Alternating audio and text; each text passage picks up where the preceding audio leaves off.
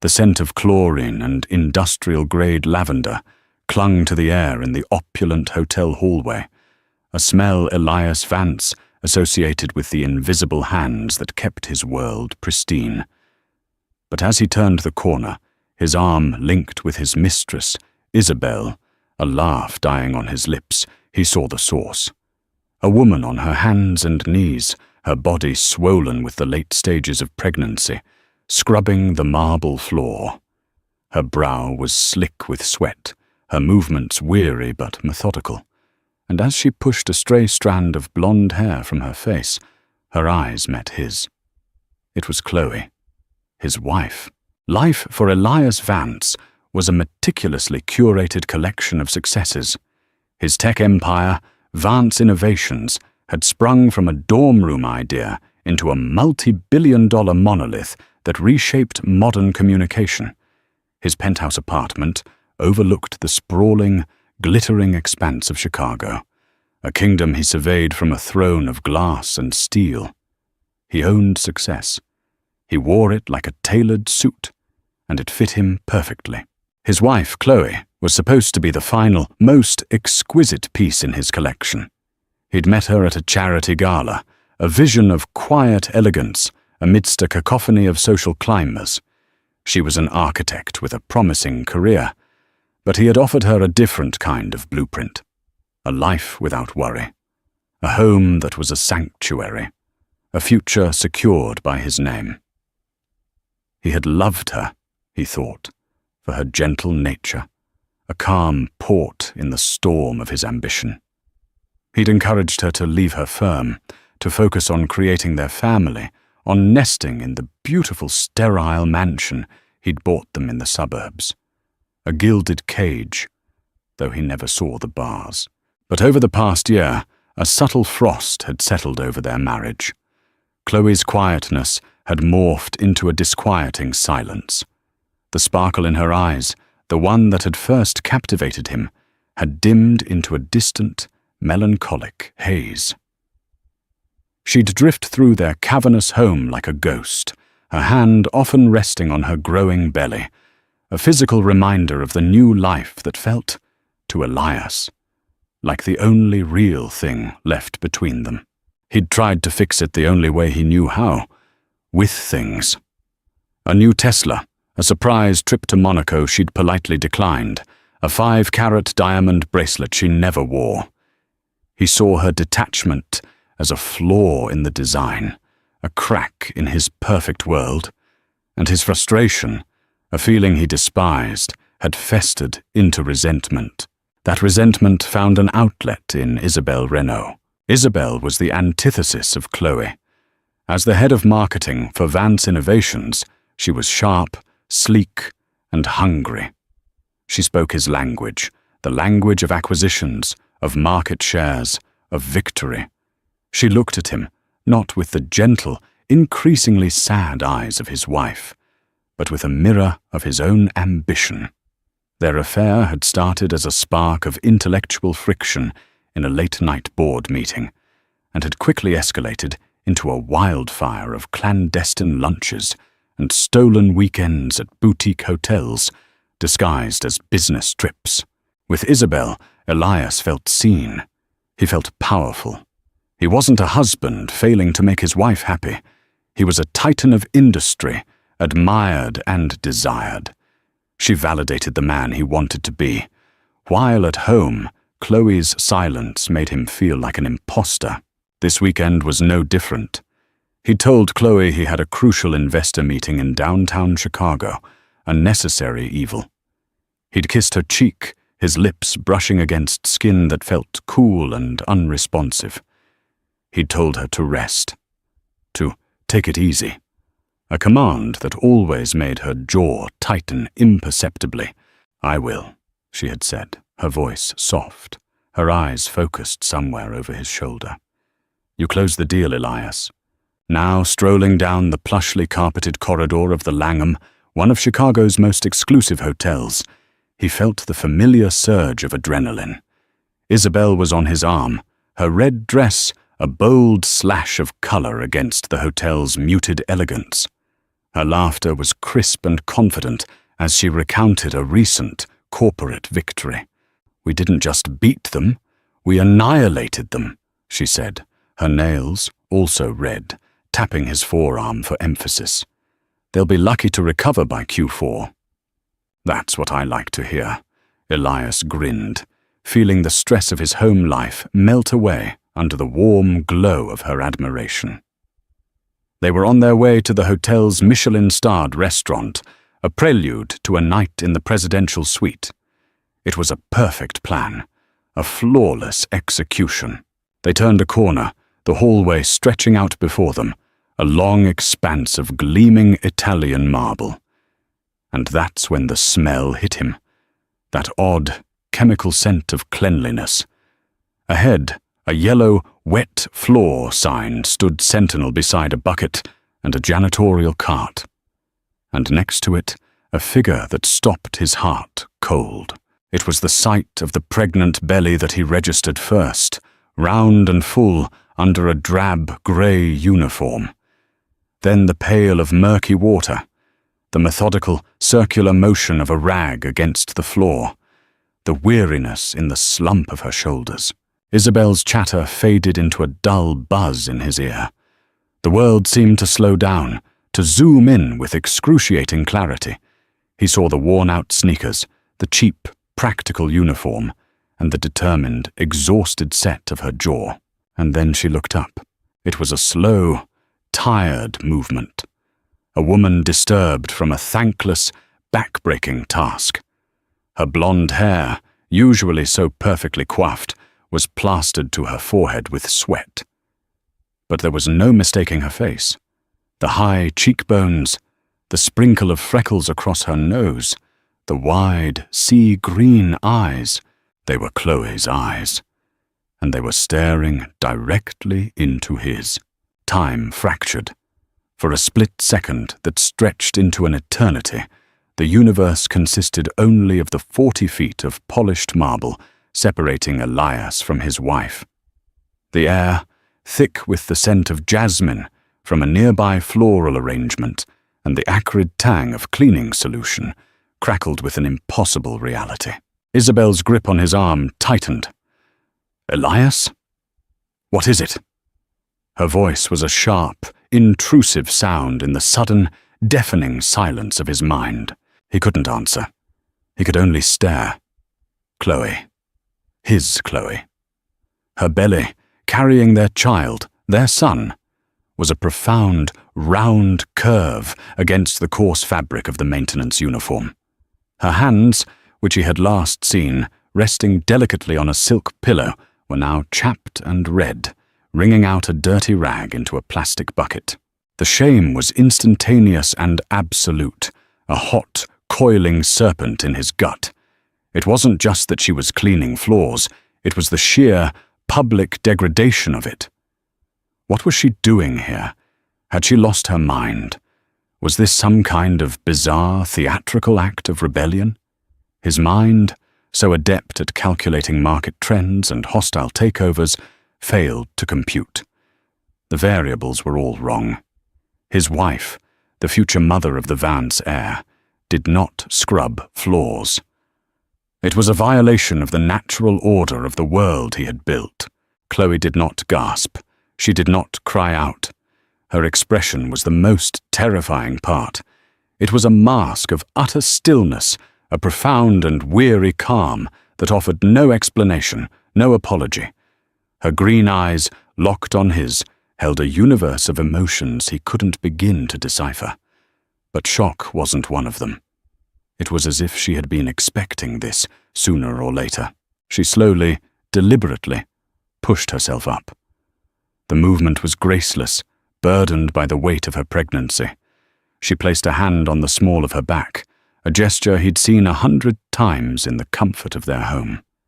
Here, in this context, it was devastating. Isabel finally followed his gaze, her perfectly painted lips parted in a silent, disbelieving, "Oh, is that Chloe?" Elias breathed, the name a painful rasp in his throat. He felt Isabel recoil slightly, a strategic retreat. Her mind was already working, he knew. She was calculating the angles, assessing the damage, repositioning herself from lover to concerned colleague. It was a masterful, silent pivot. Elias took a step forward, then another. His expensive leather shoes clicked ominously on the marble, each step an indictment. He felt the eyes of a passing bellhop, the curious glance of a couple exiting a nearby room. His world, his perfectly controlled private world, was being ripped open for public display. "What the hell are you doing?" The words came out harsher than he intended, a low, furious growl. He was standing over her now, casting a long shadow. He could see the exhaustion etched around her eyes, the faint lines of dirt under her fingernails. Chloe didn't flinch. She simply looked at him, her gaze unwavering. "I'm working, Elias." Her voice was quiet, devoid of drama, yet it cut him deeper than any scream could have. It was the simple, factual statement that was so insane. "Working!" he hissed, his voice dropping to a whisper to contain the rage. "This isn't work. This is a joke, a sick joke. Get your things. We're leaving." He reached for her arm, his fingers closing around her bicep. She pulled back, not violently, but with a firmness that surprised him. No, the single word hung in the air, a definitive, unbreachable wall. "What do you mean, no?" he demanded, his composure cracking. Humiliation was turning to white-hot fury. "Did you run out of money? Did you lose your credit cards? You could have called me. You don't do this." He gestured wildly at the bucket, the cart, the uniform. Isabel chose that moment to approach, her face a carefully constructed mask of concern. "Chloe, are you all right? Elias, maybe we should just get her out of here. She might be unwell." She placed a gentle hand on his back, a proprietary gesture that did not go unnoticed by Chloe. Chloe's eyes flickered from Elias to Isabel, then to the hand on his back. A shadow of something. Pain, resignation, perhaps even contempt, passed through her gaze. She looked back at Elias. "I'm perfectly well," she said, her voice still unnervingly calm. "And I'm not leaving. My shift ends in 2 hours." Elias felt like he was going to explode. The sheer absurdity, the defiance, was more than he could bear. This was a deliberate act of sabotage. She was trying to ruin him, to humiliate him in front of his colleague. He couldn't even bring himself to think the word mistress. 2 hours? He laughed, a short, sharp, ugly sound. "You're not working here for 2 more minutes. I'll buy this entire goddamned hotel and fire everyone in it if I have to. Now you are coming with me." He saw a flicker of defiance in her eyes. She opened her mouth to speak, but was interrupted by a new voice. "Is there a problem here, Maria?" A stout woman in a managerial pantsuit, her name tag reading Brenda, housekeeping supervisor, had appeared. Her eyes, sharp and discerning, took in the scene. The expensive suit, the scarlet dress, and her pregnant employee, who was clearly the center of the conflict. Chloe turned to her supervisor, her posture shifting subtly. "No problem, Brenda. My husband was just surprised to see me." She said the word husband with a strange, almost clinical detachment. Brenda's gaze lingered on Elias, unimpressed. "Sir, I'm going to have to ask you to lower your voice. This is a place of business. If you need to speak with your wife, she can take her break in 15 minutes. The indignity was absolute. To be spoken to like this, by this woman, in front of Isabel, while his pregnant wife stood by in a janitor's uniform. It was a nightmare. "You don't understand," Elias said, his voice dangerously low. "My wife doesn't work here." Brenda arched an eyebrow. "She's been working here for 6 months. Punctual, hard-working. One of my best. Now, unless there's a medical emergency, I need her to get back to her duties." She gave Chloe a pointed look. "Section C isn't going to clean itself, Maria." "Maria?" The name hit Elias like a physical blow. She was using a fake name. This wasn't a whim. This was a calculated, long-term deception. The affair with Isabel, the lies he had told, all of it seemed to shrink in the face of this monumental, incomprehensible betrayal. His wife was living a secret life. And as he stood there, stripped of all his power and control, watching Chloe, or Maria, pick up her dirty rag, he realized he didn't know the woman he was married to at all. The drive home was a silent, high-speed ordeal. Elias had all but thrown Chloe into the passenger seat of his Aston Martin, leaving Isabel standing on the curb with a curt, "I'll call you." The look on Isabel's face, a complex cocktail of shock, calculation, and thwarted ambition, was an image he forcibly pushed from his mind. He had a bigger fire to put out. Chloe stared out the window, her hands resting on her belly. She had changed out of the uniform in the hotel's employee locker room, a place Elias couldn't bring himself to even picture, and was now back in the maternity jeans and simple blouse she'd worn when she left the house that morning. She looked like his wife again, but the illusion was shattered. The ghost of Maria sat between them, a hostile, silent passenger. Elias gripped the steering wheel, his knuckles white. The engine roared as he weaved through Chicago traffic, the city lights blurring into streaks of angry color. 6 months, he finally bit out, the words tearing from his throat. "You've been doing this for 6 months?" Chloe continued to look out the window. "Yes, under a fake name? Maria?" He spat the name out like it was poison. "What is this, Chloe? Are you trying to destroy me? Is that it? Is this some kind of sick revenge? For what? Because I work too much? Because I give you everything you could ever want?" "I don't want everything," she said, her voice so soft he almost didn't hear it over the engine's growl. "What you want," he shot back, his voice rising, "is irrelevant right now. What were you thinking? You're pregnant. You're carrying my son. And you're on your hands and knees, scrubbing floors with industrial chemicals, surrounded by God knows who. Did you think about that? Did you think about our baby?" Finally, she turned to look at him. In the flickering glow of the streetlights, he saw that her eyes were wet with unshed tears, but her expression was firm. "He's the only thing I think about, Elias." Her words didn't soothe him. They enraged him further. It felt like another lie, another piece of the puzzle that made no sense.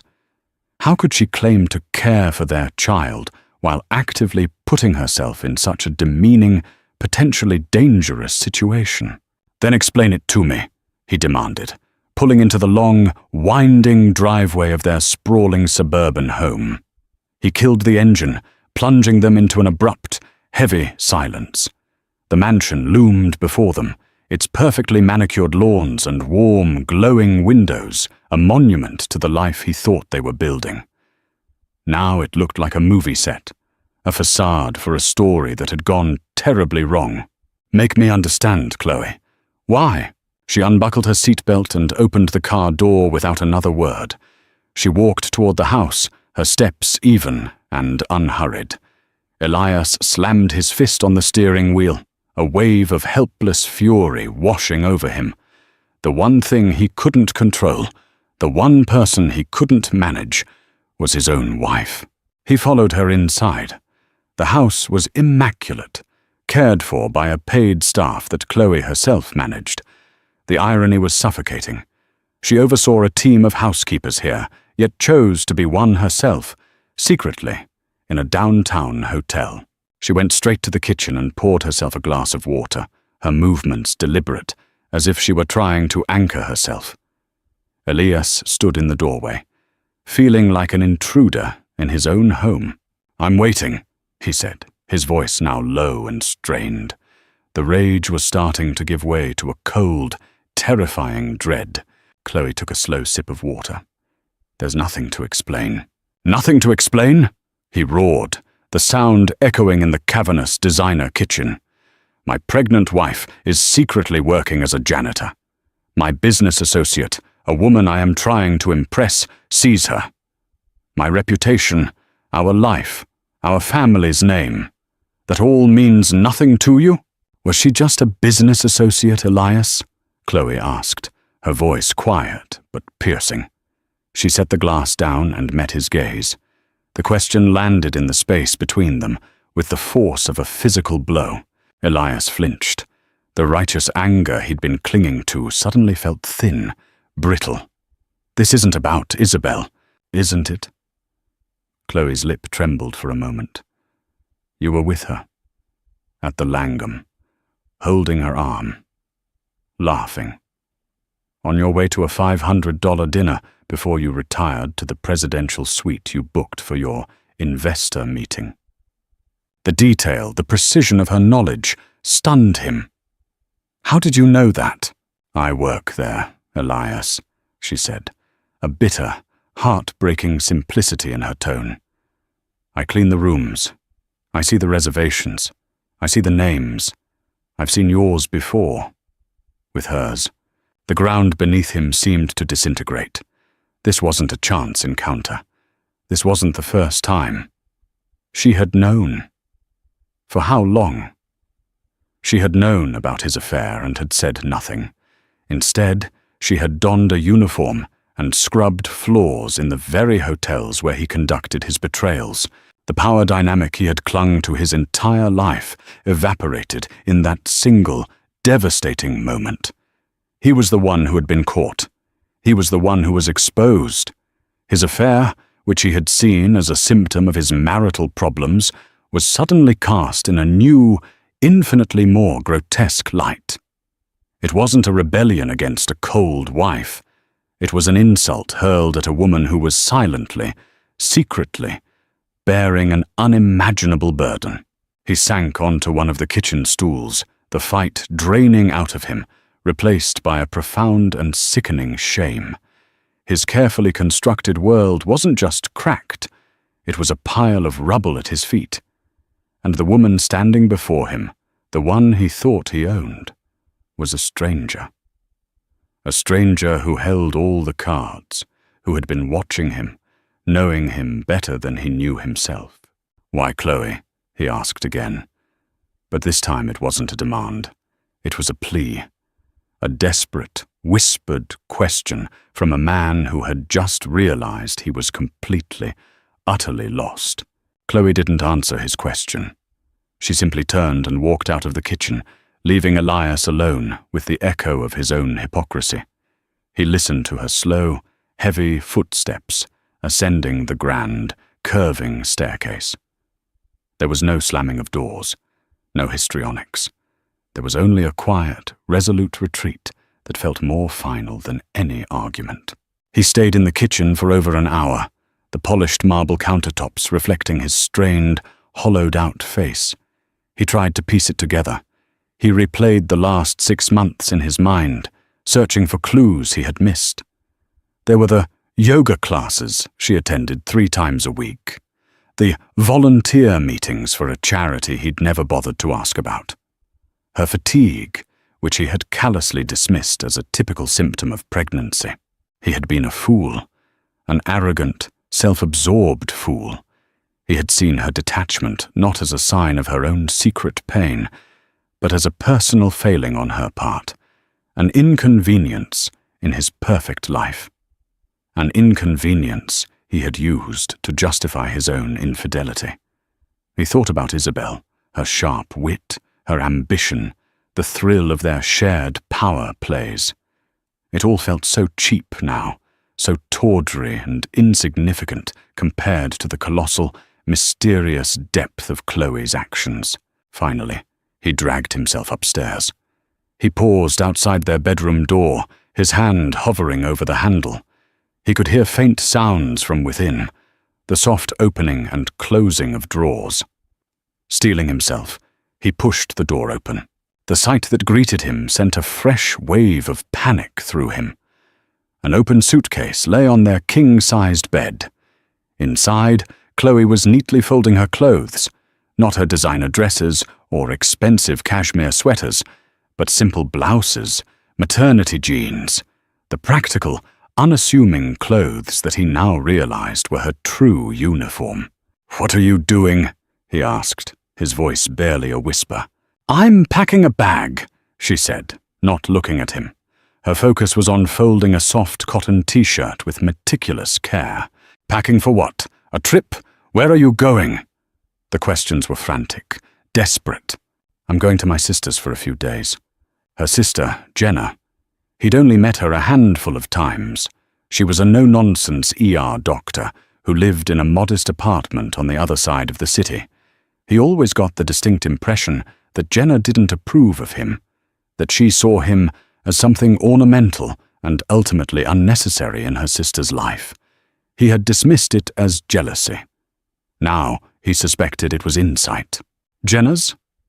Why?" "We can talk about this, Chloe.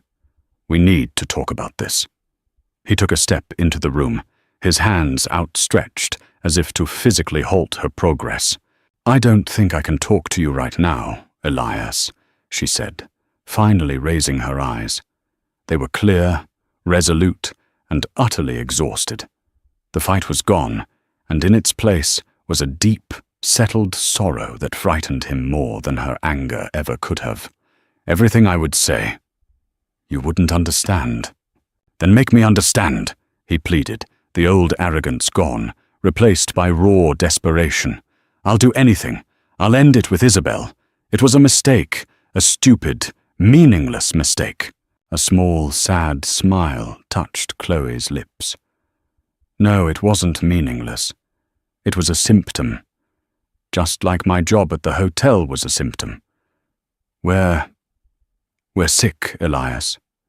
Our marriage is sick. And I think we need some distance to figure out if it can be cured or if it's terminal." She zipped the suitcase.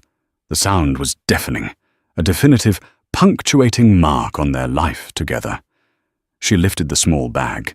It wasn't much, he noticed, just enough for a few days, and walked towards the door. He stood in her way, a pathetic, human roadblock. "Don't go. Please. Chloe, please." She stopped, her face just inches from his.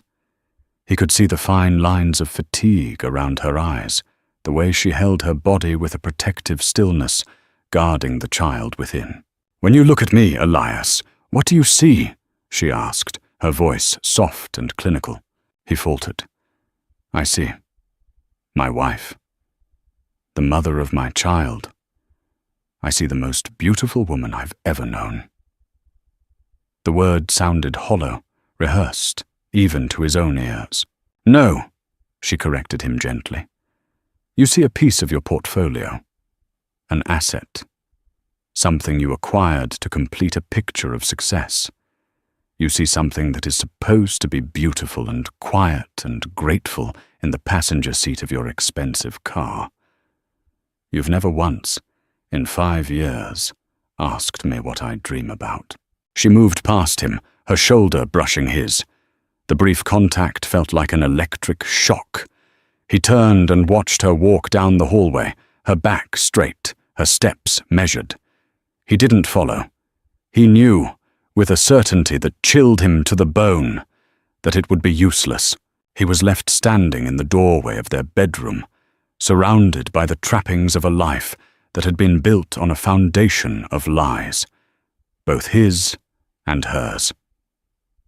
He had been betrayed, yes, but the more he thought about it, the more he realized he was the one who had committed the first, and perhaps the greatest, deception. He had married a woman he never bothered to know, and in doing so, had erased her. And as the sound of the front door closing echoed up the stairs, Elias Vance, the man who had everything, was confronted with the terrifying, undeniable truth. He was completely and utterly alone, and he had no one to blame but himself. 3 days passed in a suffocating silence. Elias moved through the mansion like a spectre, the house feeling more like a mausoleum than a home. He cancelled his meetings. He ignored the dozens of calls and texts from Isabel, eventually blocking her number in a moment of weak, desperate cleansing. Her world of corporate intrigue and calculated seduction now seemed alien and repulsive. He found himself wandering into the nursery. It was fully furnished, decorated in soft, neutral tones of cream and sage green. Chloe had designed it herself, every detail perfect. A tiny mobile of hand-carved wooden animals hung over the crib. A shelf was lined with books he'd never seen her buy. He picked one up. Corduroy. Good Night Moon.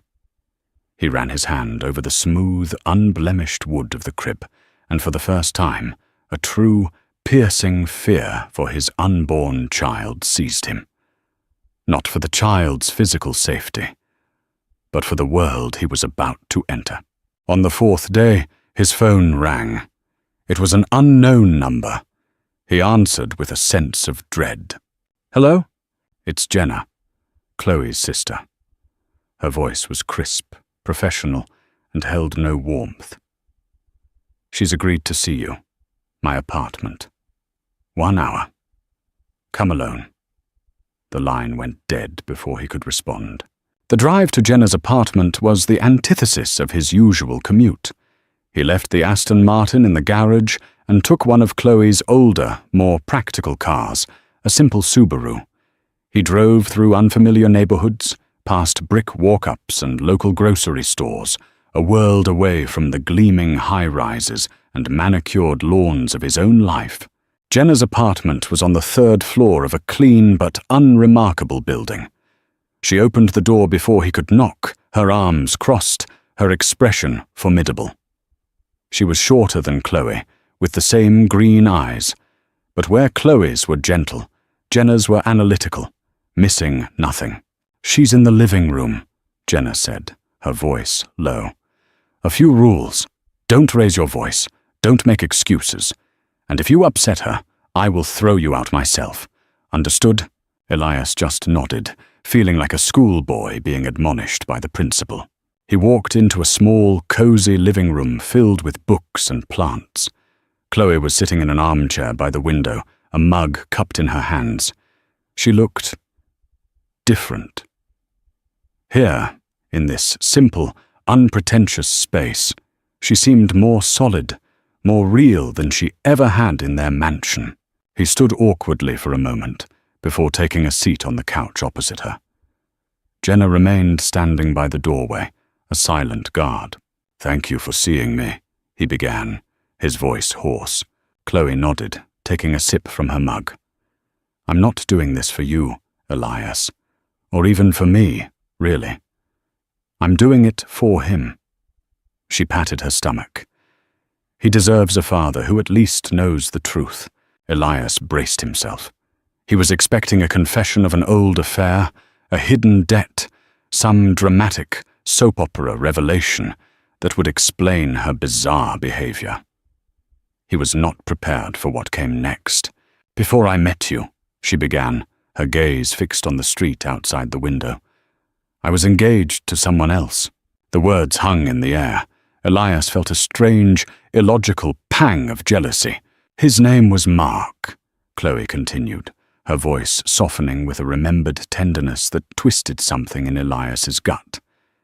"He wasn't like you. He wasn't wealthy or powerful. He was a social worker. He worked with homeless youth in the city. His hands were always calloused, and he was always tired, but he had the most incredible laugh. He saw beauty in things nobody else noticed. He believed that every single person had inherent worth, regardless of their station in life." She paused, taking a deep, shaky breath. "We were 2 years out of college. We had a tiny, terrible apartment with leaky pipes. We were going to get married in the fall. And then, he was driving home from the shelter one night, and a drunk driver ran a red light. He died instantly."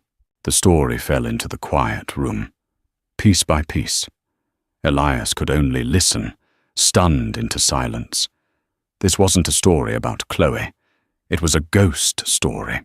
After he died, she said, her voice thick with emotion, my world just shattered. Everything felt meaningless. My parents, with all their money and connections, tried to help. They sent me on trips, bought me things. My career as an architect, designing beautiful homes for wealthy people. It all felt so hollow.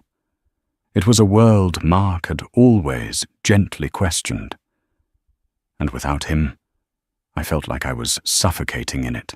She finally turned to look at him, and he saw the raw, ancient grief in her eyes. So I started a secret life. I needed to feel connected to him, to the world he lived in. I started volunteering at shelters, but it wasn't enough. I felt like a tourist in the land of hardship. So I got a job, a real, humbling, back-breaking job. First as a dishwasher, then stocking shelves at a grocery store, and for the last 6 months, as a cleaner. I used a different name, Maria, my grandmother's name. It was my way of taking off the Chloe Vance costume and just being a person who sweats and gets tired and feels useful. It was the only place I felt close to him, the only place I felt like myself. Elias stared at her, his mind reeling. All his theories, his anger, his accusations of revenge, they were all so pathetically, laughably wrong. She wasn't trying to humiliate him. She was trying to save herself. And then I met you, she said, her voice losing its warmth, becoming flat and analytical. You were so strong, so confident. You were everything Mark wasn't. I thought you could protect me.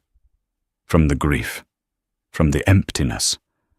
I thought if I built a perfect life with you, a perfect home, had a perfect family, maybe it would finally fill the hole that Mark's death left behind. I let myself be acquired, Elias. I let you put me in your gilded cage because I was too broken to build my own life anymore. The truth was a brutal, cleansing fire. He had not been her savior. He had been her anesthetic, and the affair with Isabel, he had cheated on a grieving woman who was desperately trying to keep the memory of her dead fiancé alive. The thought was so vile, it made him physically ill. But the cage was still a cage, Chloe finished, her voice a near whisper, and the silence inside it was deafening. So I kept my secret. I kept Maria alive. I needed her. Because cleaning floors in a hotel felt more real, more honorable than hosting dinner parties in our mansion. At the hotel, I was earning my place. At home, I was just an ornament. She placed the mug on the windowsill. I know you think I betrayed you, but I was just trying to breathe. And when I saw you, with her, in that hallway, I didn't feel anger, Elias. I felt clarity. I realized I had traded one ghost for another. I was hiding from Mark's memory in your wealth, and you were hiding from our empty marriage in her arms. We were just two strangers, haunting the same house. The secret was out, and it changed everything. It wasn't a weapon she had wielded against him. It was a shield she had used to protect the last, most vulnerable part of herself. And in his arrogance, he had tried to rip it away from her, exposing a wound so deep he could never have imagined it. The confession hung in the air of Jenna's apartment, dense and unbreathable. Elias felt as though the floor had given way, plunging him into a cold, dark abyss of understanding. Every interaction, every argument, every moment of silence with Chloe over the past 5 years was instantly recontextualized. He hadn't been married to a woman. He'd been married to a memory and a desperate attempt to escape it. His own betrayals felt pathetic and juvenile in comparison. He had sought validation in Isabel's ambition because he was too cowardly to face the quiet disappointment in his own home. He had mistaken Chloe's profound, grieving detachment for personal rejection. He hadn't been betrayed, he had been oblivious. I didn't know," he stammered, the words feeling utterly inadequate. "Chloe, I am so sorry." Jenna, who had been a silent, intimidating presence, let out a short, sharp sigh. "Sorry doesn't fix it, Elias." "I know," he said, looking at Chloe, pleading with his eyes for her to see the genuine shock and remorse that was flooding him. "I know it doesn't." Chloe just gave a small, weary nod. There was no absolution in her eyes, only a deep, bottomless exhaustion. The conversation was over. He left Jenna's apartment in a daze. The city, once his kingdom, now felt like a foreign landscape. He drove, not back to the empty mansion, but to his office. The headquarters of Vance Innovations, usually a symbol of his power and control, felt like a hollow shell. He walked through the sleek, minimalist lobby, the greetings from his employees sounding distant and strange. He went straight to the marketing floor. He found Isabel in her glass-walled office, commanding her team with her usual sharp efficiency. She saw him, and her expression shifted, a flicker of hope and strategy in her eyes. She dismissed her team and beckoned him in, closing the door behind them. "Elias," she began, her voice a low, intimate purr. "I was so worried. I've been calling. Is everything all right with Chloe?" It was all so bizarre. He looked at her perfectly tailored dress, her ambitious smile, the way she looked at him as if he were a prize she was close to winning, and he felt nothing but a profound sense of revulsion. She wasn't a partner in power. She was a reflection of his own worst impulses. "It's over, Isabel," he said, his voice flat and devoid of emotion. Her smile faltered. "What's over? What are you talking about?" "Us," he said. "This, whatever it was a mistake, a symptom, like Chloe said." Isabel's face hardened, the soft mask of concern melting away to reveal the cold, hard calculus beneath. "A symptom? Don't you dare reduce what we have to some clinical term, because your wife had a psychotic break. She was scrubbing floors, Elias. What did she tell you? Some sob story to manipulate you?" "She told me the truth," Elias said quietly. "Something you and I wouldn't know much about." The insult landed. Isabel's eyes narrowed. "The truth? Let me tell you the truth. You came to me because you were bored.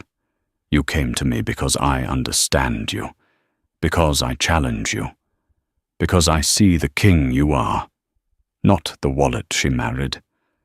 Don't throw that away because she decided to play martyr for an afternoon." Her words, which once would have stoked his ego, now only highlighted its fragility. He saw her with a blinding, terrible clarity. She didn't see him. She saw his power.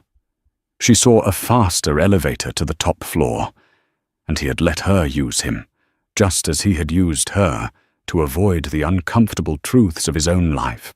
"I'm not a king, Isabel," he said, a bitter self-awareness in his tone. "I'm a fool and a coward. I used you to avoid dealing with my own life, and you used me for your own ambition. I think that's the only honest thing that's ever passed between us." Isabel let out a sharp, incredulous laugh. "Oh, I see. So she's reeled you back in. The damsel in distress. It's pathetic." "No," Elias said, turning to leave. "It's clarity."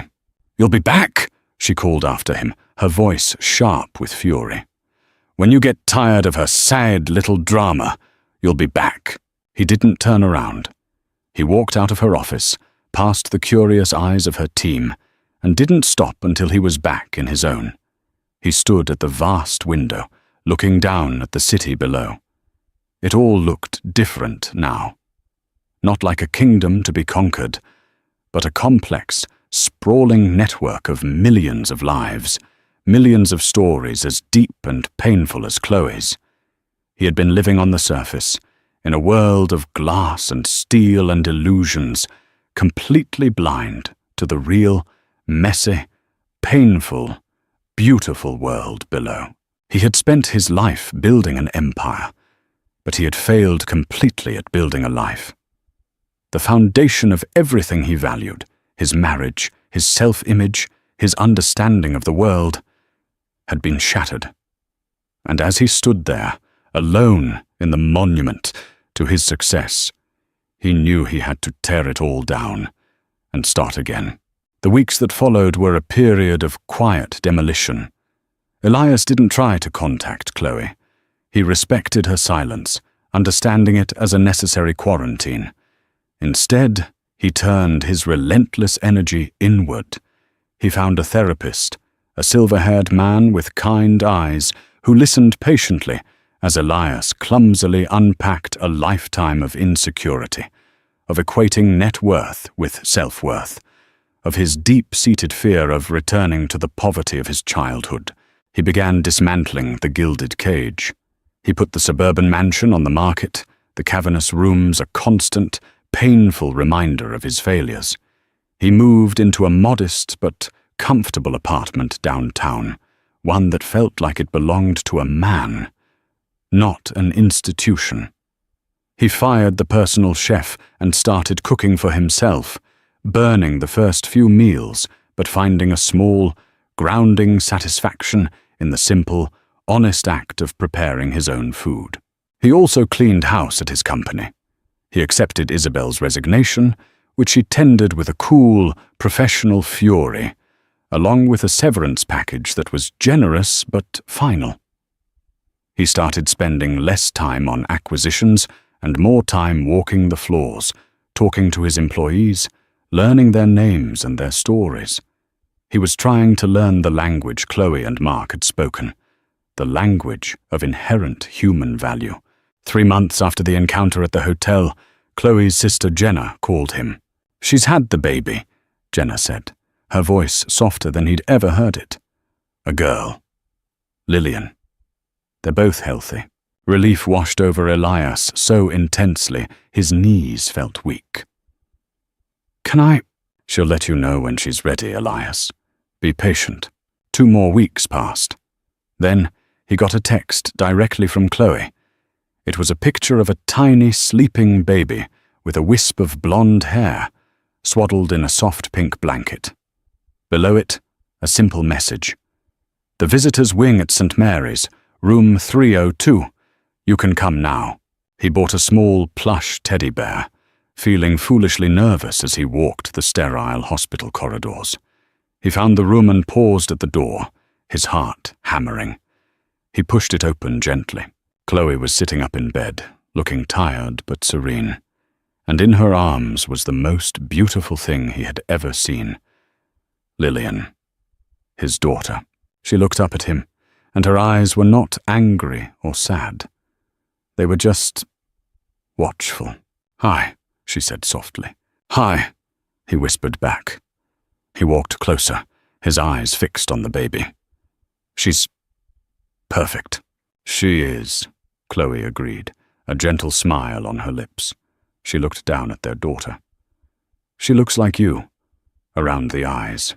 He sat in the chair by the bed, placing the teddy bear on the nightstand. They sat in a comfortable silence for a few minutes, the only sound the baby's soft breathing. "I sold the house," he said finally. Chloe looked up, surprised. "You did?" "Yes, and I've started seeing someone. A therapist." He felt his cheeks flush, but he pushed on. "He's helping me understand a lot of things. About my father. About why I always felt like I had to build walls of money around myself." Chloe listened, her expression unreadable but attentive. "I know sorry is a useless word, Chloe," he said, his voice thick with emotion. "I can't undo what I did. I can't erase the pain I caused you, the disrespect. I was a terrible husband, because I wasn't a whole person. I was just a collection of ambitions and fears. And I am so sorry for the man I was." He wasn't asking for forgiveness. He was just stating a fact, a confession.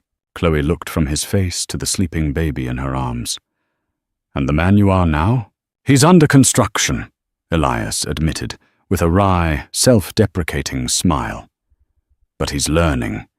He's learning that value isn't on a balance sheet, and he wants to be a good father. If you'll let him.